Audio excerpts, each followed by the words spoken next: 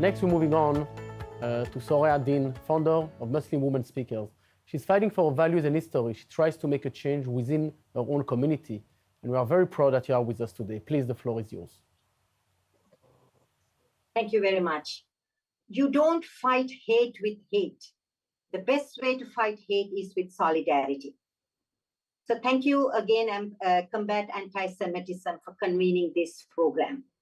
As a community organizer, I'm honored to share some of my perspectives and feel I can't express enough how joyful I am to see us gathered here in this solidarity. For those of us who seek to change the world, the first question we ask is not what is the issue, but who are my people?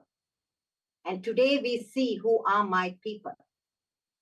As for me, I didn't learn to promote religious harmony. Particularly, I didn't learn to promote peace between people of different faiths. I was born promoting it. My mother was a Buddhist and my father was a Muslim. Now, anti-Semitism is a cause I have fought tooth and nail. I sit on the board of the Council of Muslims Against Anti-Semitism. We collaborate with Harris, my brother who was here spoke earlier. Our vision is to build a wall against hate. We have for years stood tall with Jewish people to fight anti-Semitism, and we still continue to do so. At the North American Muslim Reform Movement, we continue to fight anti-Semitism even from within the Muslim community.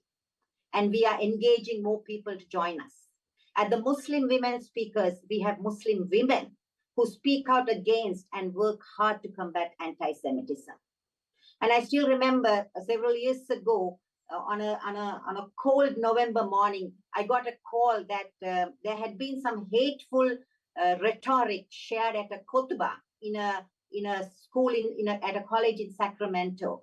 And I remember so well organizing a babysitter for my daughter, and I drove 6 hours to stand in solidarity with the Jewish people, just like what you are doing now, standing in solidarity with the Muslims. Moral courage is a rare commodity. It is hard to find. And I have faced disapproval of my fellows, the wrath of my society. But I know that it is one essential quality for us, all of us here, if we seek to change the world. In these difficult times, we are called to ask, what kind of people are and how do we hope to move forward? I also feel in my heart the anger and despair when my 7-year-old son, who was bullied as a terrorist on September 11th, 2007. My friends, we live in a world where religious freedom is violated every day. Hate is sanctioned by the state.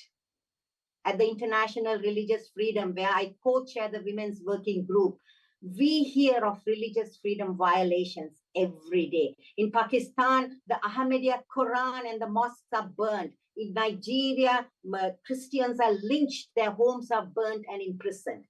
So we must stand in solidarity, a uniform solidarity against all abuses of human rights. Considering the wrongness of the act of burning the religious text, we can become filled with bitterness, hatred, and revenge. We can all move in that direction, or we can embody the finest in our faith tradition. So today I want to talk about 3 things, a blueprint where we can build on. And I want you to, each one of you, to ask yourself, what is your blueprint? So let us draw strength from our wisdom of our teachings, I said. Tikkun olam, repair and improve the world. It is the idea that Jews are called upon to make the world more just, peaceful, tolerant through the act of charity. Rahma for Muslims, it's mentioned frequently in the Quran, mercy and compassion. Let me share a real example. When the urchins on the street pelted stones at the Prophet, he was bleeding. And his associates want to beat up the urchins. But the Prophet said no. Instead, he prayed that God give them the right guidance. Muslims are to do this as per the teachings of Islam. Surah 4:140 says, when you hear the signs of your faith being rejected and your creator scoffed at, you will not sit with them until they engage in some other talk or you will walk away from them. So the role of Muslims today, I see, is to mitigate conflict, nurture goodwill, and not flare it up. Today, there's a clear distinction between what Islam teaches and Muslims have practicing. The second pillar I want to talk about, I'll be really quick, is look beyond what you see to examine the causes. A 37-year-old man, Salman Momika, an Iraqi refugee, who suffered religious persecution at the very hands of terror from the people of my community. He said he didn't want to see Islam in Sweden. A poor choice, of course, to burn the Quran. He doesn't have to burn the Quran to destroy Islam, my brothers and sisters. You can get people to stop reading it and learning from it. That is the damage. So it has always been a mystery to me how men can feel themselves honored by the humiliation of the fellow beings. And that's exactly what he did. But we have to stand above it.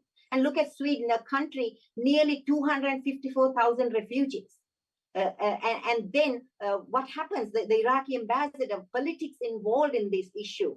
We have to look at it as a wholesome issue. What is happening? Who's behind it? As we plan our next solution.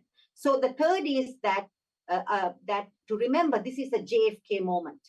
John F. Kennedy, famous to have said, we must continue to ask, what can I do? As a community organizer, I say organize, organize, organize. We have to enable others towards a shared purpose, a shared goal, where we must move beyond just mobilizing, bringing people together. We must learn to organize, using our collective resources for justice and peace. As Rabbi Charlie said, we cannot do this alone. The Muslims in Sweden must rise. It is their moment.